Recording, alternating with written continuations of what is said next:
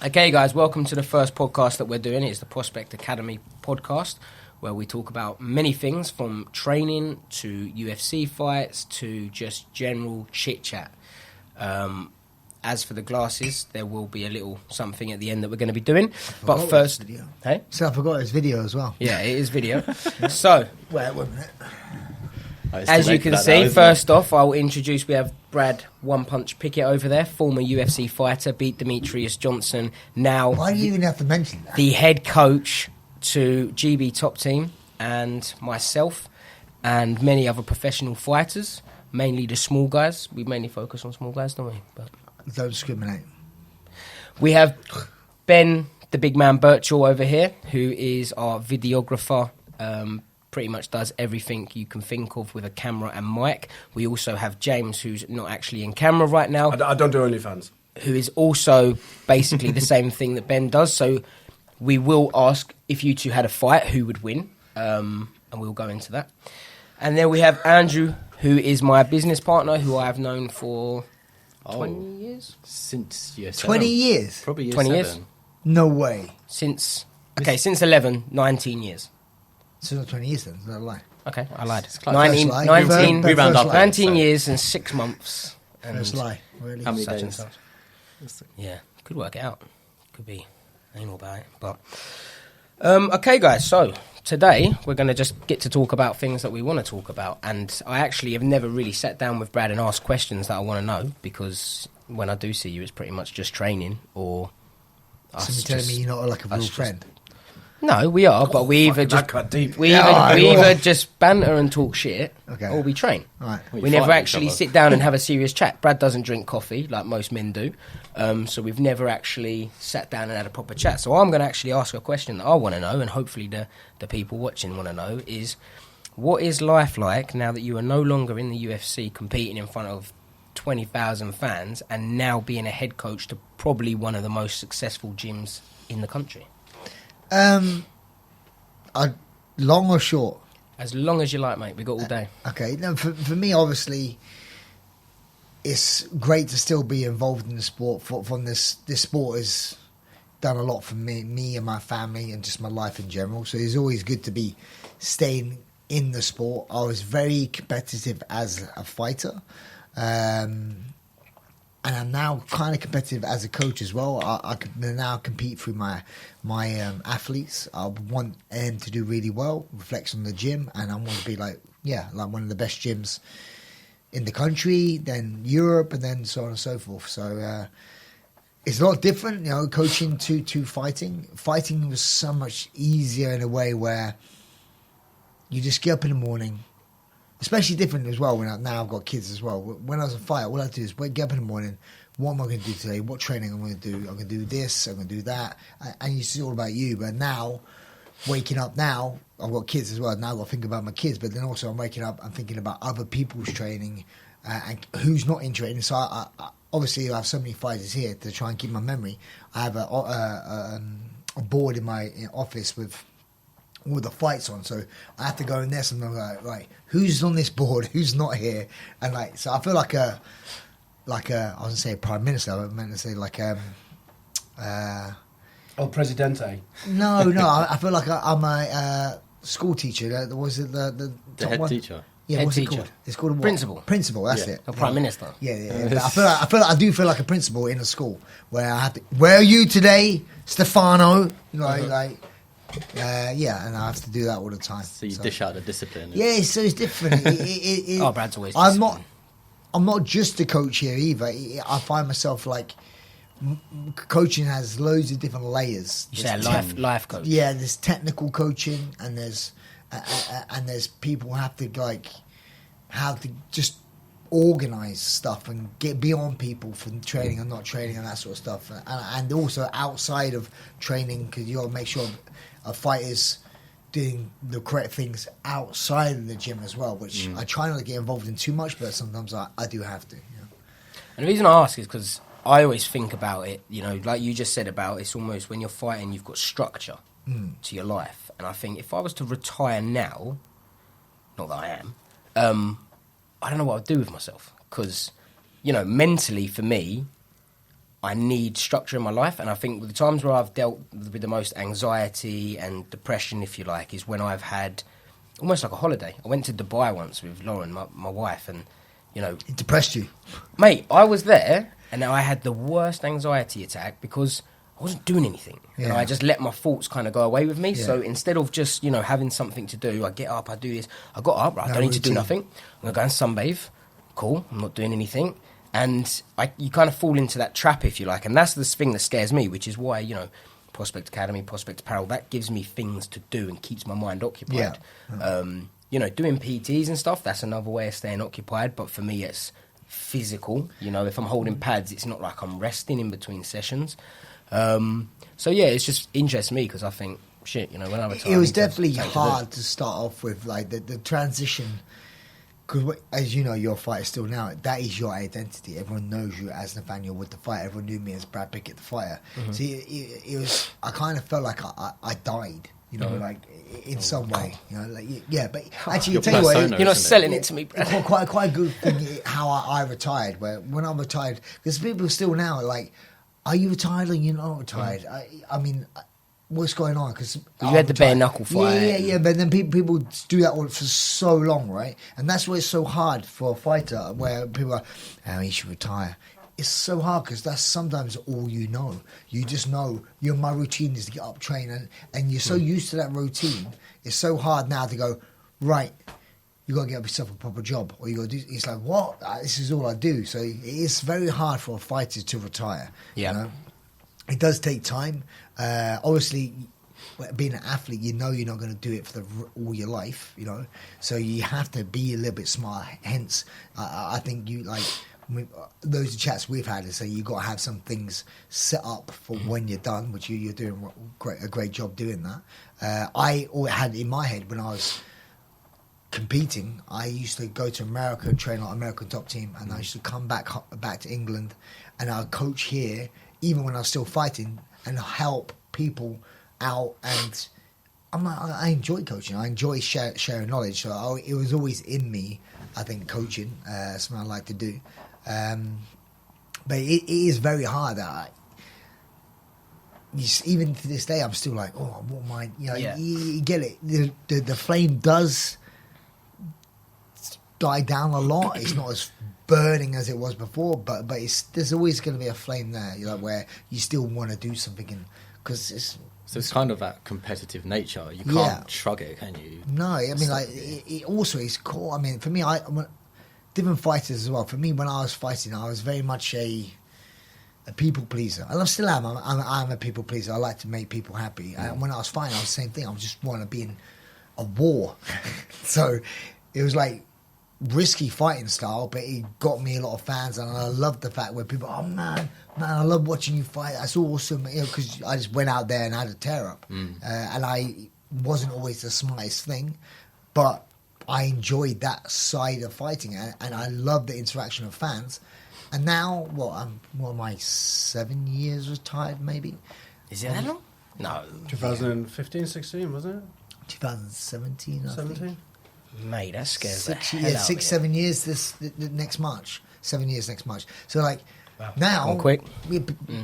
People don't know. When was the bare knuckle fight? 1 year after I retired, I think.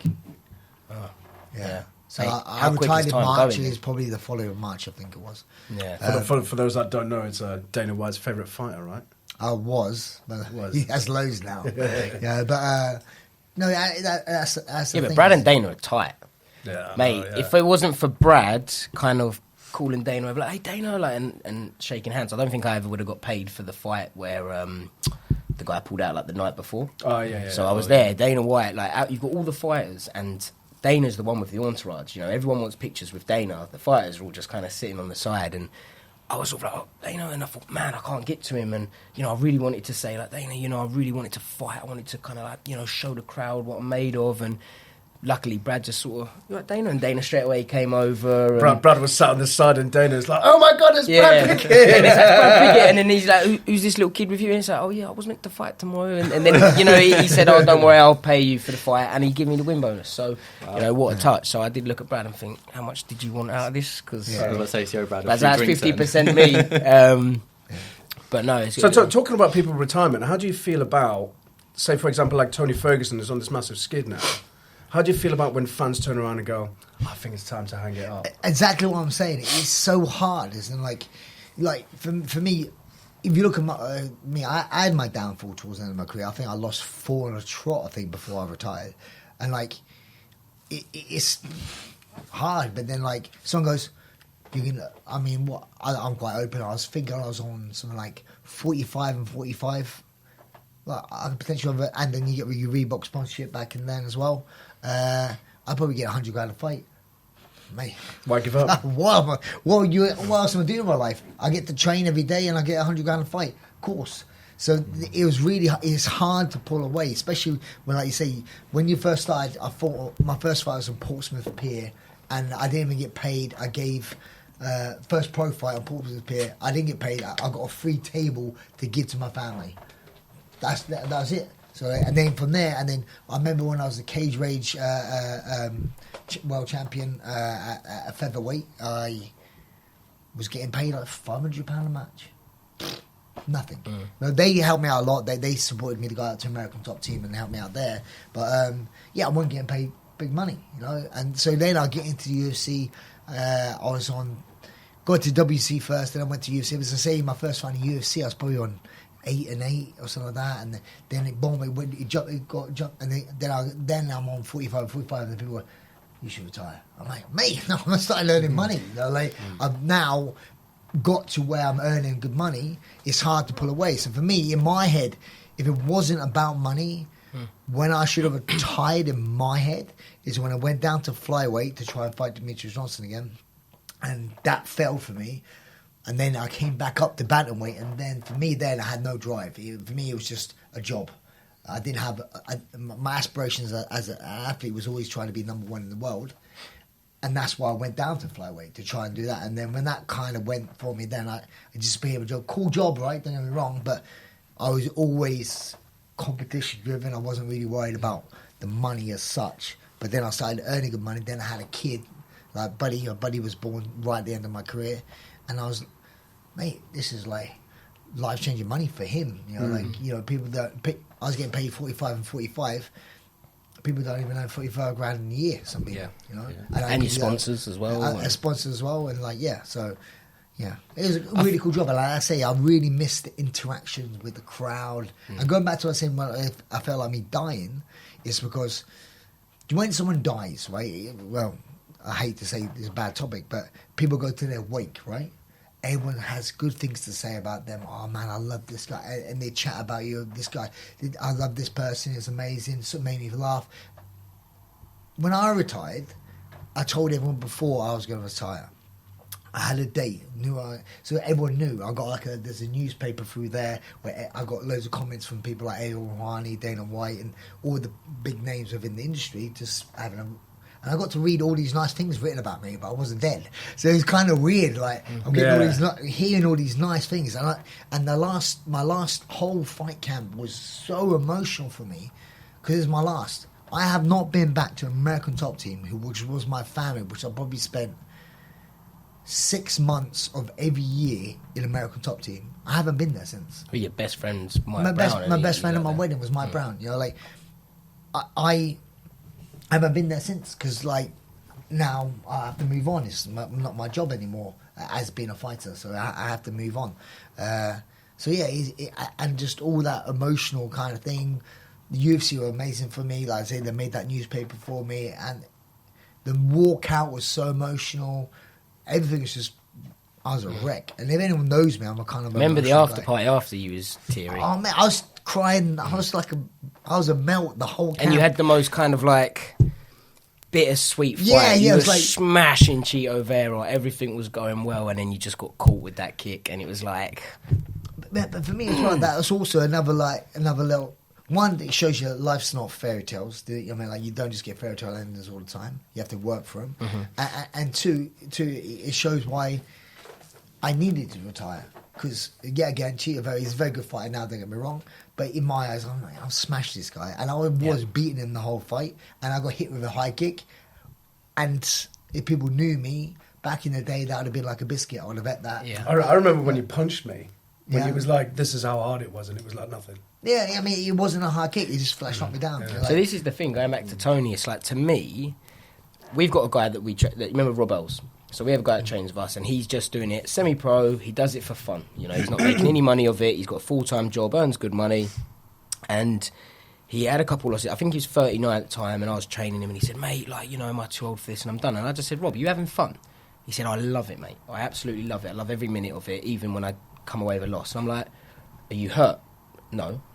Well, carry on then. Do you know what I mean? If you're having fun and it's not affecting your health, so obviously in Brad's case here, he's saying, okay, like, you know, my chin's maybe gone a bit.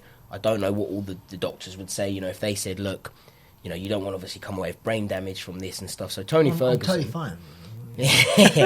I don't know if Tony Ferguson, what his health is like, but if he generally is enjoying it and he's getting, imagine he's getting paid more than what Brad's getting paid.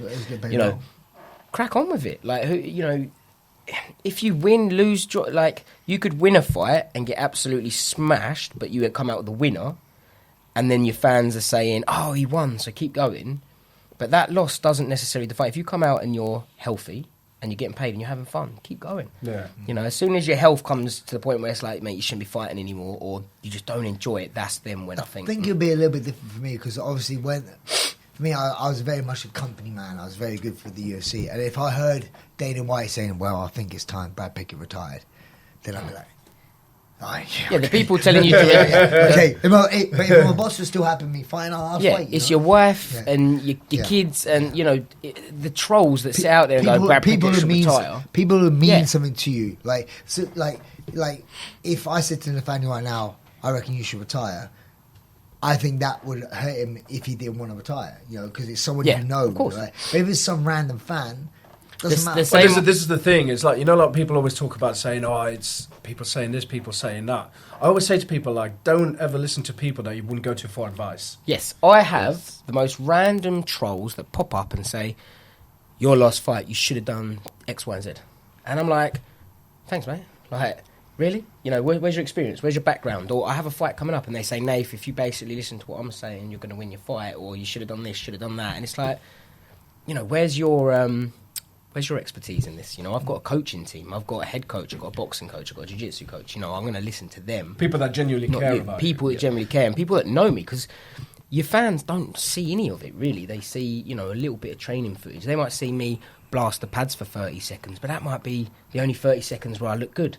The rest of the session, I might have been having the worst session of my life. Yeah. But I put that up and they think, wow, this guy's amazing. And, you know, vice versa. They could see a clip of someone who, me personally, when I see Alex Pereira hitting pads, I think he looks awful. But how wrong am I? Do you know what I mean? So, yeah, I would never say that to him. Obviously, he's doing something right. So I think, you know, fighting's very personal. And, you know, coaching, retiring, you know, it's... People just shouldn't comment. But also what I find in this day and age is new, right? Where back, I mean, I'm not saying I'm prehistoric, but back in the earlier days, right, you couldn't have access to a fighter or to a famous person.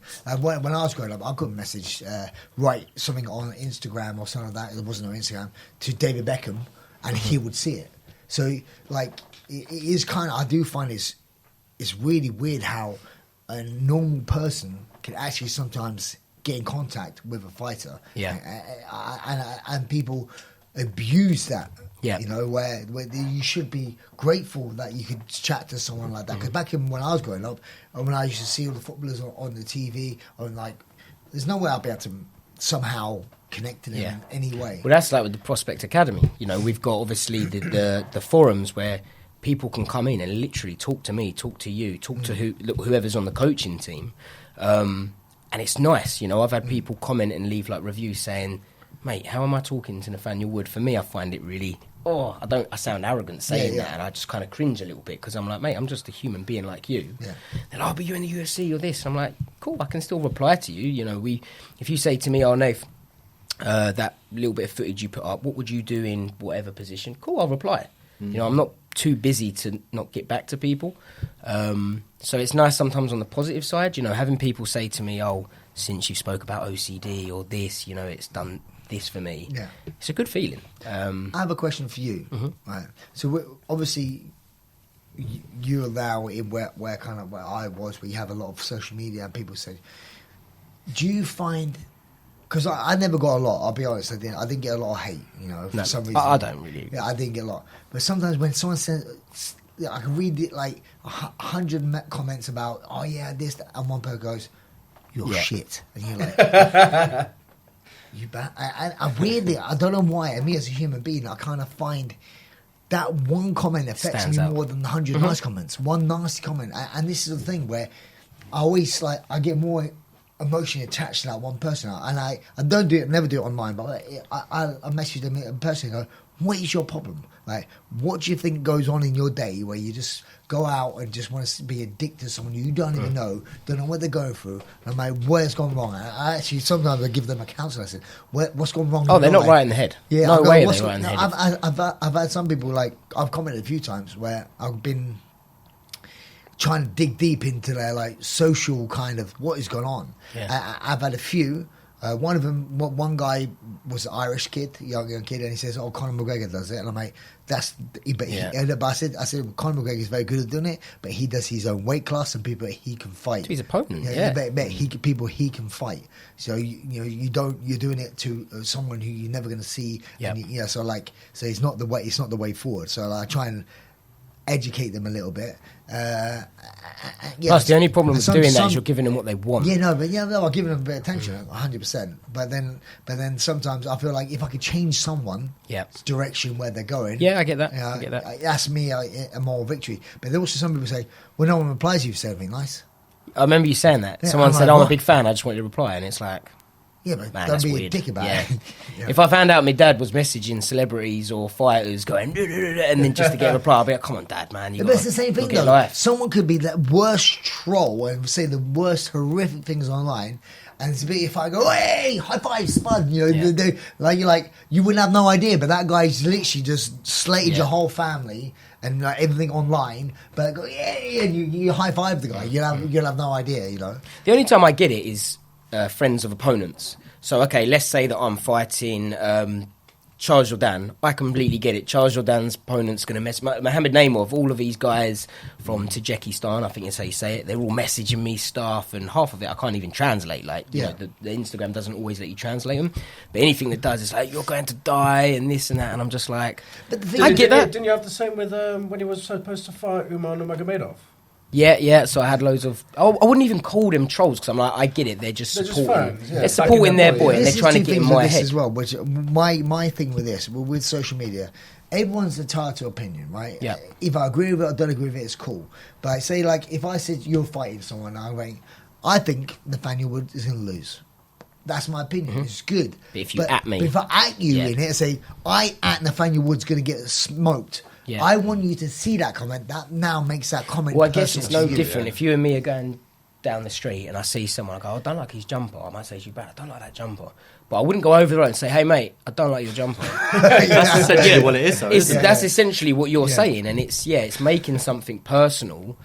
And, it's... But it's I think it goes even more than that, because when you have those opponents, they've gone out to your profile to message you. So it's not even like you've seen the guy in the street. They've gone you out find out where this guy lived, gone to his house and gone, I really don't like That's the thing with It's social media, mind which I games. find mental nowadays, where you can just go to any and you could message people. But I get that, because for them it's like, right, if we can all get in Naif's head and let him believe that he's going to lose, maybe it will work. And I get that. It doesn't, because I just whatever, I don't really look into it too much. That's why I never reply to people that give me stick, because I think I can't reply to every positive comment. So if I'm going to reply to any more, I'm going to reply to the guys that are there giving me support, the guys that are asking for something genuinely to help them. Or, if they're sending me support, I'd like to just kind of message them first, and I'll leave the negative ones till I've got nothing left to comment about, Do you reply a lot? Do you find yourself going through it a lot? I think so, yeah. I've got a lot. So since starting the Prospect Academy, obviously the idea is that we're there to help people with their training. So I do sometimes get quite a lot of messages on Instagram where they're saying like, hey mate, can you watch my video of me hitting pads, tell me my technique? Or, they might be asking for advice, and I try to say, look mate, I can, but can you do me a favour? Sign up to the academy, that's what it's there for. You know, a lot of people might think it's there for me to make a get-rich scheme. As you know, we're out of pocket. Do you know what I mean? This stuff costs a lot of money. We've got websites, we've got videographers. There's no way we're making any profit now on this. And whatever you make, you put back into it. Yeah, we're losing at the moment. This for me is something where it's like, right, we want to help people benefit. And it's not just about MMA guys that want to compete. You know, I want to help kids that, you know, maybe are too shy to go into a gym. Maybe they get bullied at school. Maybe they don't live near a gym, can't afford a gym, and they can come online and get some sort of training, you know. Yes, you can go on YouTube and do the same thing, but you won't know what you're typing in. And also, you don't have the support. You don't act for anyone actually watching it. You're not actually part of any sort of community. And, you know, the idea is that if you come with us, we're giving you what actually works. So you go on YouTube and type in self-defense. God, you're going to see some weird stuff, you know. But also, I guess with your video as well, like some people will see a video online, like one of your videos or any other video, and you have a question. And then you're not going to get answers into a normal video. When in Academy, you could actually speak to the coach who was teaching it or something like that. That's the way I think it's a lot more personal to them as well. Yeah, but the thing is, what makes the Prospect Academy a little bit different as well is that, like you fought at the highest level, like Ash has fought at the highest level. Do you know what I mean? Like all the coaches that we have, they've all been at the highest level. If you go on YouTube and just type in anything, you know, if you ever look, have you ever looked at Instagram a profile called Mac Dojo?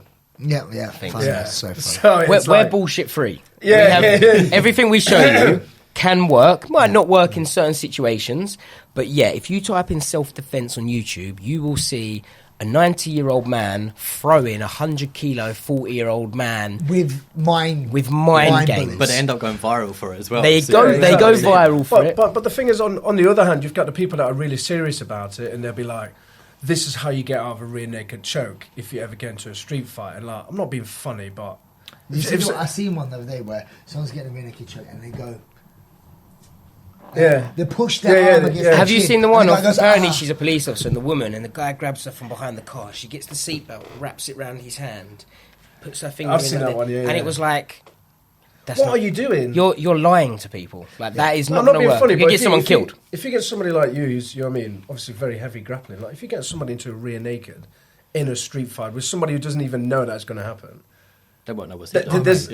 Yeah. You'll Also, if you get into a street fight and there's 2v1, things change. If one of them has a weapon, things change. There could be 4 guys. If there's 4 guys and it's just you, get out of there. No you way. know, always get out of there. maybe bad. Talking bad. about like even play fighting, I remember when we was growing up with the boys. You don't play fight. We used to play fight all the play time. fight naked.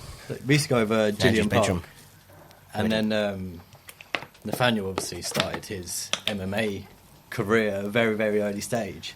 And I remember we used to have like good little scuffles and it used to be quite even. And then all of a sudden... Oh, what he said. Let me just move my chair this way. But it used to be quite even. Belt. And then all of a sudden, it'd come out and my arm's about to break. And I was like, whoa, where did that come from? Sort of thing. Obviously, like in a playful way. And he tap out. But like all of a sudden, it went from us having like a little even play fight to... If I ever came up against you, that's what skills are involved. That's why for me, like a lot of people ask me, like, will my son do it and stuff like that. Like, he could do whatever he wants as long as he has a passion for it. But he's definitely going to learn this because I just think it's a valuable life skill to have. You got to learn how to. You teach him to swim, right? Yeah. If you didn't teach your son to swim, He'll there's drown. risk of him drowning. If you don't teach your son to at least know how to defend himself in a, you know, like I said, there's within reason. Buddy can be an absolute animal, black belt jiu-jitsu, boxing champion, but if he comes up against 4 guys and 3 of them have got knives, you ain't going to win, mate. So the best thing to do is avoid that situation. But if one kid comes up to you in school, at least know how to defend yourself. I think that is a must. I think every parent should give their child the choice to do it. If they don't want to, That's cool. it. But at least you can say as a parent, I gave you the opportunity to learn. I'm not saying that Buddy wants to... He's doing judo. He's going to compete in judo. He wants to do that. He's enjoying it, right? Yeah, he wants to. He loves it, you know. So, like, good. If you want to do it, you know, do it. But I think it's, like I say, it's a good life skill to have. As in, I learned how to box when I was like 19, that sort of age. And once you learn how to fight, you don't have to fight by default. Because when you're that person, if I was a kid at school when I was 14 or 13 and I wanted to pick on someone, I'm not going to go, let me pick on that guy who boxes. You know, you don't. You go, let me pick on that guy, he's a dweeb and not going to look after himself, let me pick on that guy. But now people don't realise a lot of these dweebs and skinny look guys are not, they know jiu-jitsu and they can wrap me up like a pretzel. So I love watching the videos where it's the bully gets like gets his people uppers. I mean, like, obviously when I was growing up, I would never have to look at people like, look at their ears and like, can this guy fight or not? Well, this is the other thing. I generally believe that the kids that start martial arts, not only will they probably not get bullied, but they don't think they will ever bully, because that would also break my heart if I found out that my child was a bully. You know, and I don't think it happens. I think when kids come to a proper martial arts gym, you know, not some idiot that's teaching them Cobra Kai. Because you understand. But they'll teach them discipline, be humble, you know, help people. And they'll also realise that it doesn't matter what you look like, you know, you could get fucked up by someone that does not look like a fighter. That's me. We're in the gym, you realise you're never the big fish. You know, you're like, there's always someone who's just going to batter you. So getting beaten is like always going to give you, you know, like humble you 100%. So you know how it feels to get beat. So you have that feeling where you see a lot of people like who tough guys, you know, like, they can't fight. You see them hit the bag, they usually can't fight. I mean, I remember when I was boxing when I was 19, because I used to get really. I would still to this day. I have a very bad kind of like look on authority who abuse authority. You know, someone like bouncers. So you don't get policemen. You get some real cool policemen, fine, cool. But you get some people just really like, oh mate, just because you're a bouncer or just because you're a policeman, don't talk to me like I'm a dick. You know, like, doesn't make them better. You know, I actually kind of get quite. A lot of them were bullied, probably, so in the kids. Now they want to be a bully. No, but not really just like big meatheads who just push weights, like these bouncers. I remember this will change my. I was 19, right, when I was boxing. I've been boxing for like six months or maybe a bit longer. And there was a couple of bouncers that I knew from my area, which were all pretty dickheads, right? And I, like just the typical like meathead. They came to my boxing gym once, and I'm like, oh, okay. And I saw them hitting the bag, and I'm like, oh my God, I will batter you. And then I'm like, it changed my view on bouncers. When I was that age, I did get a little bit of trouble with some of them because I'm like, don't talk to me like that, shut up. And I'll be like, and they're like, yeah, I'm like, mate, I'll slap you. And then they'll be like, there. So I got myself in a few kind of bit, I kind of like, when I saw them, what they can't fight, and they just use that, you can't talk to me like I'm a mug. Speak to me nicely. Sorry, mate, you can't come in. You're not wearing the right shoes. You got to wear shoes. Okay, cool. Yeah, I'm sorry. No worries. Fine, I'll go. We don't go talk to me like I'm a dick. A similar story. My strength coach, John, he's about 90 kilos, strong. You know, very strong lad, and he's done boxing, done a bit of Muay Thai. He's not a fighter, but he trains fighters. You know, he trains myself, for example. The blue belt as well. Yeah, so he knows his stuff, right? And long story short, he went to jail for a year. You know, nothing crazy. It was just, you know, he was going to jail for something back in his past. He's actually a born-again Christian now. He's completely, you know, runs everything by the book. And he said to me a funny story. He said, I was going into jail, Nathan. He said, I was shitting myself. He said, I thought I was going to go in there and everyone was like a fighter. He said, I thought I was going to go in there and people were going to try it with me. So, how do you know? Did you know how to fight before you went there? Yeah. So he knew what he was doing. He's always just like a strong lad, and he doesn't look like a mug. You know, he's got a couple of scars on his face, that sort of thing. And so he said, someone told me, you know, when you go there, tuck your socks in, tuck your top in, and it kind of shows that you know what you're doing. So he said, I tucked everything in, mate. Why do you tuck your shirt in? Don't know. I guess it means like, you know, I'm ready to have a row if it needs to. So he said, I've done all that, mate. I was shitting. He said, I went in first night. He said, next morning, he said, I went to the breakfast to get breakfast, and he said a fight broke out. And he said, I watched the fight, and he said, I looked and instantly untucked my t-shirt, untucked my socks, and he said, I've never seen people throw the worst windmills that I've ever seen in my life. And I was sitting there thinking these guys were animals. And he said, I literally was like, yeah, I'm going to be fine. So it just shows, you know, training. And that's what the academy, you know, it's there for the guys that can't train. If you can get to GB top team, or you can get to any other gym in the world, go. Just go and learn, and be wary that there might be some bullshitters out there. But you generally get a bag, hit the bag, you're going to improve. If you can't do it, come online, come on the academy, and, you know, hopefully we can help you. I think it's also very important for people to try other gyms, you know what I mean? Because culture is very important. Like when I first when I first decided, I was like, I'm going to do jiu-jitsu. I went to this one gym in London, and it was a really weird dynamic there. It was like a dingy place downstairs. It was like a beginner's class of jiu-jitsu, so they just like gave me a gi, and then the first thing we did was like, right, get into turtle, and I'm like, why are we getting into turtle? What is turtle? Okay. You know what I mean? It was like one of those, and I'm going to show you how to armbar from turtle, and I was like, okay. What's that? What is turtle? Like, why did we get into it? And then, like, as this was happening, there was some girl. She got knocked clean out, like on the mat next door, and I was just like, "What the fuck is this place?" What gym was this? I'm not gonna say. Oh, it's But anyway, I think it was Fight Club in Old Street. Fight Club in Old Street. Yeah. I reckon these mics will pick that up, but we can blur Well, it. yeah, out. but Jenny can do anything with Fight it. Club in Old Street. Yeah, okay, right. Anyway, I went down there, and It'd be Fight City if someone is else it Fight City? Anyway, so they were like, there was like the main instructor. I think he was like a coral belt. He was like a black and red coral belt. I think. Black and what? red. Is it Coral black and belt. red or white and red? A coral belt. Coral, yeah. What's a coral So it's like above black belt. He's a Brazilian guy. Coral belt is if you've been a black professor. belt for 25 Yeah, years. yeah. Yeah, Red- something like that. Yeah, Yeah. Okay. Yeah. But anyway, so I was just like, I didn't know what the fuck was going on. And he had a couple of other black belts over there. And then there was like one kid. Bearing in mind, this is a beginner's class, first ever class. And they just walked over to this one guy and they were like, do that again? And I was like looking over and I was like, what is he doing? And he started laughing. He called over the other black belts and he's like, do it again, but show it to them. And I was just like, you're making that kid look like such a dick being a bully. in front of everyone. just And I gotta was lose- like, that's I bad walked out of business. there, like never went back again. I was like, it's not my time. It's bad business. You've just lost potentially a customer, and you've just lost, and he didn't even affect you. But that's the thing. Yeah. It's like finding a place that fits with your Yeah. culture. Do you know what I mean? Like if you want to come to like obviously the culture within GB Top Team. I'm being biased about it, but there is a good culture. Like it's have fun, work hard, turn up, be I disciplined. think it's catered for everyone. I go back to saying about earlier, we spoke the thing about my role here. My role here is, as the head coach, is trying to keep a good training atmosphere. It's very important. You know, I don't expect everyone to see eye to eye with everyone and be best mates and that sort of stuff, but I try and create a good team atmosphere and everyone's on the same path of where they want to go. And then people in different parts of that journey. You know, people are towards the end of the way. People are in their prime. People are on their way up.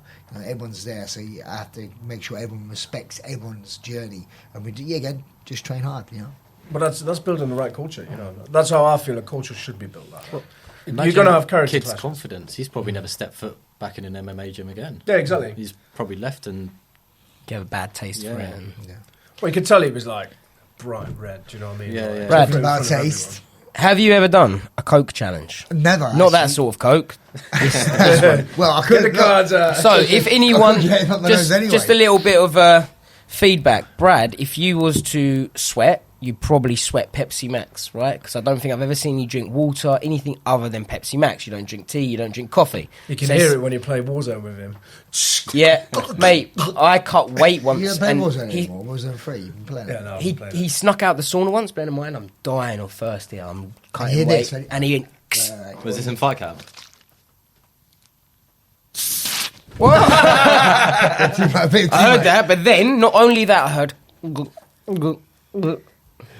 Matt, Actually, I don't know what you was up Coach to. being in there with him. Lot of Anyway, coaches I standing on laughed. the I outside. actually found it quite funny. But so we're going to do the Coke challenge, Brad. Right. So today we We go. have. I'm not going to show you the codes. We have Pepsi Max, your favourite. We have Coke Zero. We have I'm actually nervous. Pepsi Max. By the way, we're not sponsored No, that's by any of Pepsi. these. That's Pepsi. Sorry. We have full fat Coke. Can't show you the codes. I've wrote them down. And we have Diet Coke.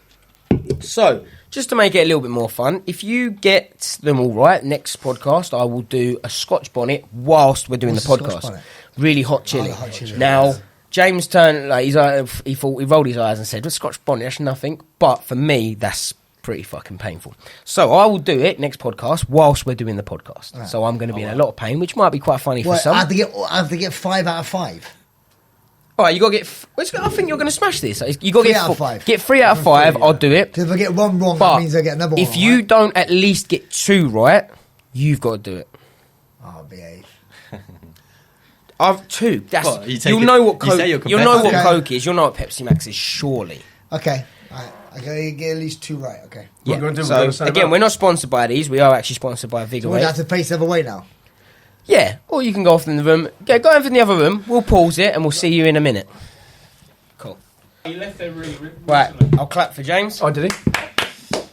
We are back. We're just clapping for James. I don't know. I just followed on. I was just like, well, Well done, James. I'm going to be a bit different. I'm going to not drink from a straw because I think the straw would. Do you know how much I pay for them straws? Nothing. True. So every I've always wanted to do this, but I'm not the one doing it. I also think Why that is depends this on the more can in and ones bottle. and less than the others? So just to reiterate 'cause- here, right? So Brad has got to guess because he's a Coke addict. They'll do it in order, right? One- You can do whatever one you want, mate. You 'Cause can it- have 'cause it sips, co- you can have... I reckon your taste buds are going to be all over the place, but... I can't So actually Brad remember. needs to guess the right Coke to. You don't need to guess yet. You can drink all of them if you want. But... Do we all get a go? No, but you can actually... If you didn't see... Because I've got them... I didn't see it. I know what the numbers No, are I've got 'em. on the codes. That's a bit off. Okay. But that means you enter the Scotch Bonnet Challenge. Oh. Yeah, it's too late. You sipped from the cup. That's Diet Coke. I'm gonna make some. Do you think that's diet? I thought number one was That's Diet Coke. Pass number three. Well, I think it's Diet Coke.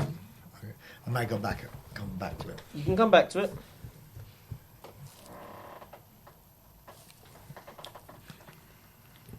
Yeah, number three is definitely Diet Coke. I think that's Coke. I think Number three is Diet Coke. that's Coke or Pepsi, but that's definitely Diet Coke. Well, it's one or the other. It's Coke or Pepsi. What's the other one? Two. But full fat. Can you pass them over here? I need to do it. Get out of my challenge, man. Cheers, love.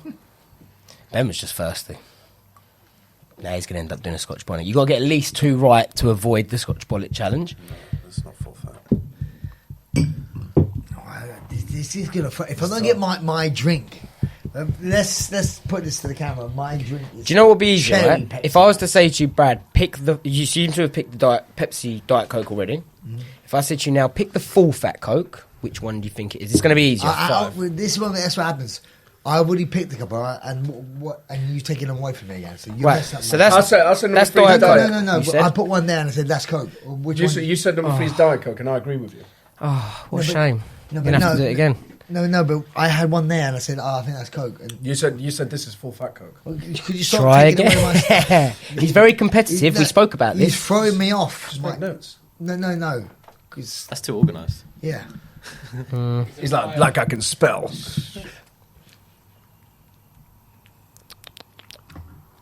What did I say two was? There's a lot of sharing going on in these glasses. I said I thought that was full fat. You Coke. said two. You said two was full fat. Yeah, that's full fat Coke or Pepsi. Yeah, you writing it down, Ben, yeah? What Brad's deciding. Hang on, yeah. Stand by.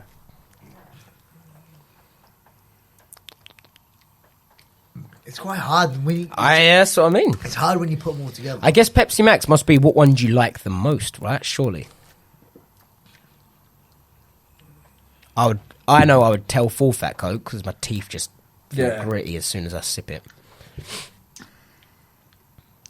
I'm going round and mental now.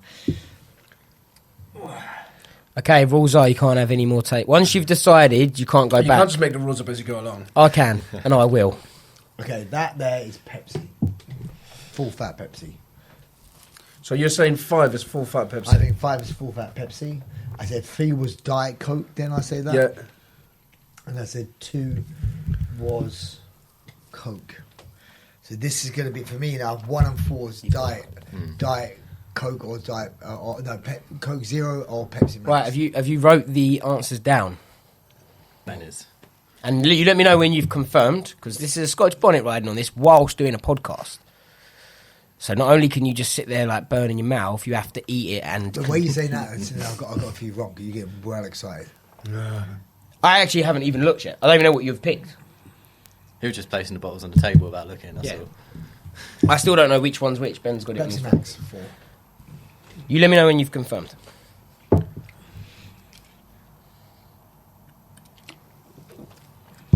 Coke Zero 1.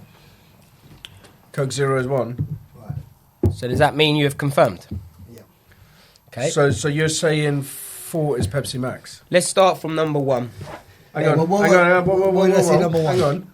So you said 3 is Diet Coke, Yeah. 2 is full fat Coke, Yeah. 5 is full fat Pepsi, 1 is Coke Zero, which means 4 is Pepsi Max. Yeah, that's what I can't think. Okay, Whoa, let's do this. let's go from number 1. Just so you can see, I'm not adjusting. All right, anything. tampering them as well. Tampering with it. Okay, so What did I say number 1 was? Number 1, you said was Actually- Coke Zero. number 1, Coke Zero. Correct. Please place that. Please place. On! And Benny. Yes. Please place that next to number 1. Hold on. Number 2, full fat Coke. It's not. No. Pepsi is Full number fat 2. Pepsi. There's full fat something. Number 5, I said 2 was full fat Pepsi. Look. you said full fat Pepsi. Yeah, Brad said full fat. You are wrong. What did I Number say? 5 is Pepsi Max. Please put that. What did I say number 5? You said it's full fat Pepsi is number 5. It's not. It's Pepsi Max. Yeah, I said full fat. But I can confirm. 2 left. Hold on. What's going on here? Oh yeah. No, ignore me. What ones have we done so far? What's left? 1, 2, 3 and 4 left. 3. You said was Diet. Diet Fat Ben's Rip. So I don't know what that is. Yeah, Diet Coke. Diet Coke, correct. Which means that full fat Coke is number 4, which you did not get. Which means how many did Brad get right? 2. Oh, Which means 2. you avoid the Scotch bonnet, but I don't have to do the Scotch bonnet. So Ben, what did Ben get right? I said 4 was... this is what I Wait, said. let's not let him change it because Ben's doing the Scotch bonnet. Into the microphone. So, Sorry. can you quickly tell me, Sorry. Brad? Did Ben? So you got number 3 right, I got number 1 right. and you got number 1 right, which is Coke Zero. Yeah. So that would have been it. So you don't have to do the Scotch bonnet. do you think we should just make them do it anyway? Yeah. Nah, we're not changing the rules halfway. Well done. I think It's you got 2 out of 5. That's I mean, not I'm the fine with you best. 3 all doing not the it. best. I'm gutted about not getting Definitely this ain't sharing them glasses. But I thought that was number 4. James's anxiety That's seeing nice. all these Cokes next to his like equipment is probably sky high. No one knock a drink over.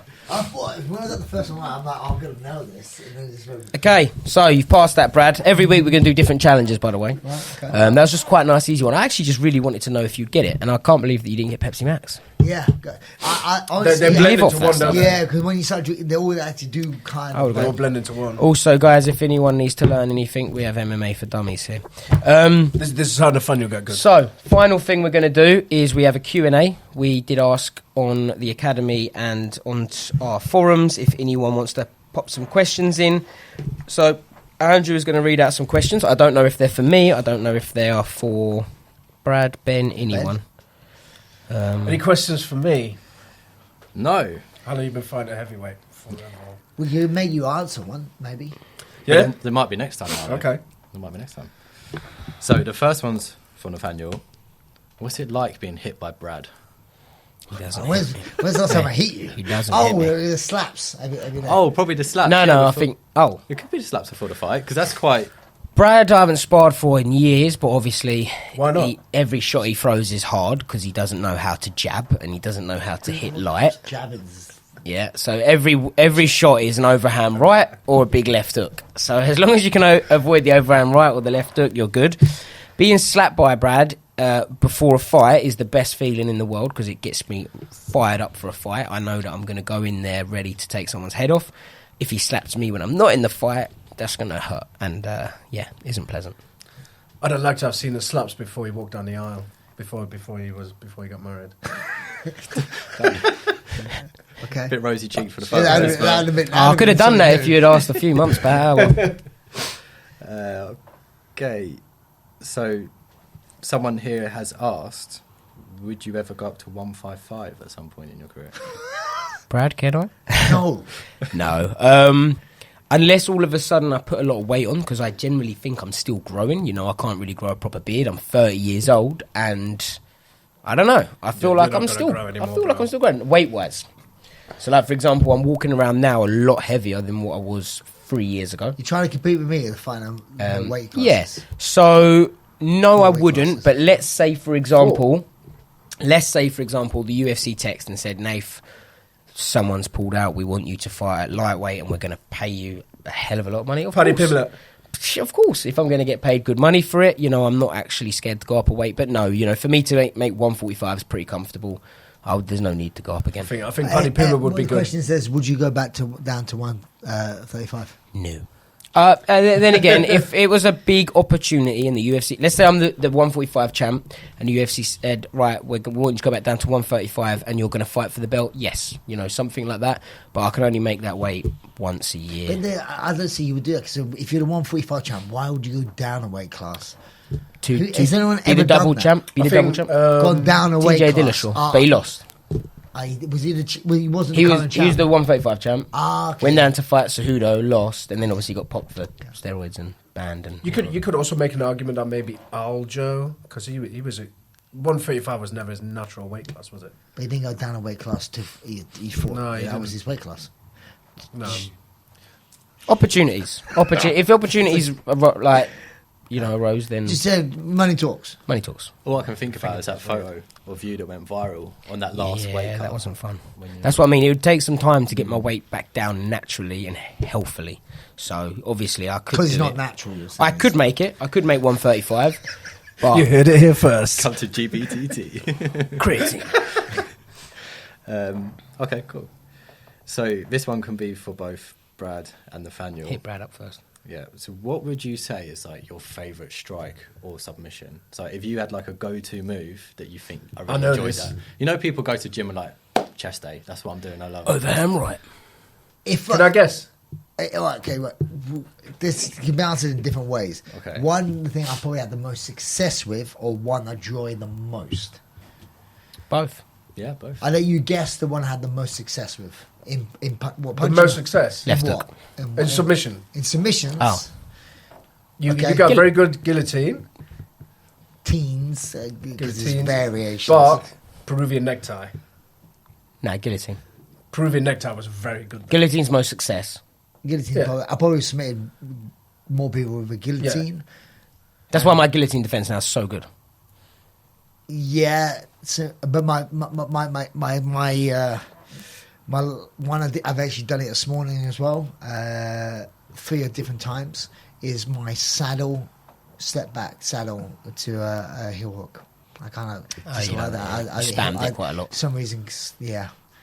I got And then I got a couple striking? of good leg locks. Striking, my favourite punch would be an overhand right, just clubbing overhand right. But probably my most successful Left punch that would be a left hook. I probably dropped way more people with a left hook throughout my career than an overhand right. I think everyone sees that. Yeah. Yeah. For me, calf kick and Calf kick. Darce choke. Gosh. Nice and simple. Nice and simple. Ben, you? Let's move on. I've got one for you, quick, Brad. Actually, so like we often hear like Nathaniel's perspective at the moment in fighting. All right. How does it feel for you cornering Nathaniel? I don't get too back in the day. I Against did. Josh Reed. Yeah, back in the day when I say You sweat. being more of like established coach now. Yeah. Not the more experienced, I would say.